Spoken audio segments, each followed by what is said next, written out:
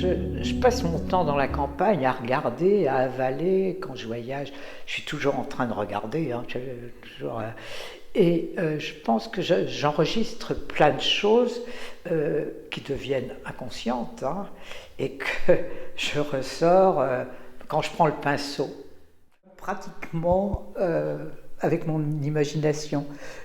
En fait, je pars de quelque chose, je pose 3 coups de pinceau, et après, je suis un chemin qui peut se modifier à un moment, sur lequel je peux revenir, soit en couleur, soit en forme, soit en coups de pinceau même, parce que les coups de pinceau ne sont pas toujours les mêmes.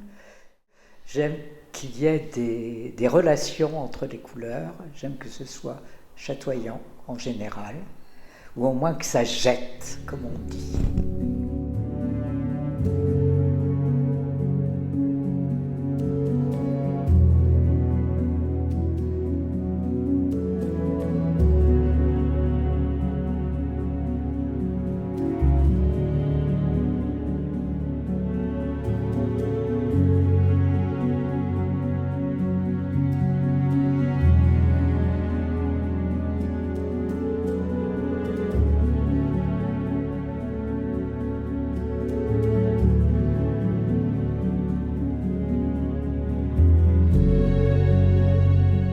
Je ne sais pas très bien ce que ça m'apporte.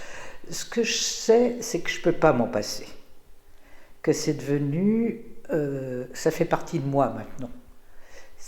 J'ai commencé très tard, hein, j'avais plus de 50 ans, mais c'est devenu vital pour moi de peindre. Et si je peux ne pas peindre pendant un mois, au bout d'un mois, il faut faire quelque chose. D'un matin où j'ai entendu qu'il y avait un volcan quelque part. Et ça m'a rappelé des souvenirs de volcans, l'Etna en l'occurrence, mais là c'était pas l'Etna, c'était en Islande.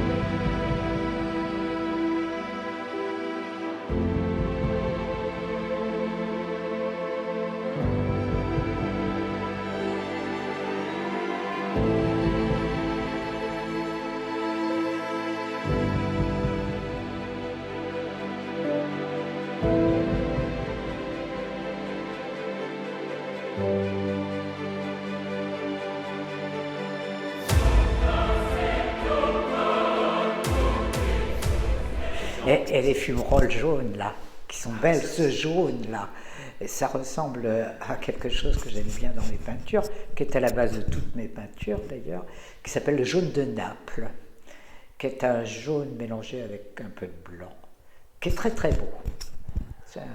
Et moi je mets ça à la base de mes peintures parce que ça donne de la luminosité, ça donne du tonus aux couleurs qui viennent dessus. Oui, j'aime les couleurs vives, j'aime surtout les couleurs qui vont ensemble et qui vont apporter un rendu, j'aime souligner quelque chose en fait, hein. Avec un trait, je veux qu'il se passe quelque chose, quoi, dans ma couleur. Voilà, mais les couleurs vives, c'est la vie, c'est la campagne, c'est la nature, c'est tout, les fleurs, c'est plein de couleurs, hein, et puis les arbres aussi, hein, les verts sont magnifiques. Ce que j'ai appelé la caverne, il y a du noir au milieu de tout ça, et que j'ai souligné avec des tout petits traits de couleurs pour je sais pas, je trouve que ça fait vivre. Ça fait vivre ce côté noir où apparaissent parfois, si on regarde, enfin, suivant qui on est, suivant ce qu'on regarde, apparaissent parfois des personnages pas très sympathiques. Je laisse aller. Je laisse aller, et quand je trouve que c'est vraiment... parfois ça fait peur, ou parfois apparaissent des paysages ou des choses qui sont un peu inquiétantes, hein, ou un peu obsédantes aussi. Vous savez, quand vous regardez une toile et que vous voyez toujours ce personnage-là, alors personnage ou animal, ou tête d'animal, ou une chose qui moi, pour moi, mange ma toile, je supprime, hein, je suis obligée de supprimer. Et j'ai fait le constat quand même que ce que je voyais, heureusement, tout le monde ne le voyait pas, quoi.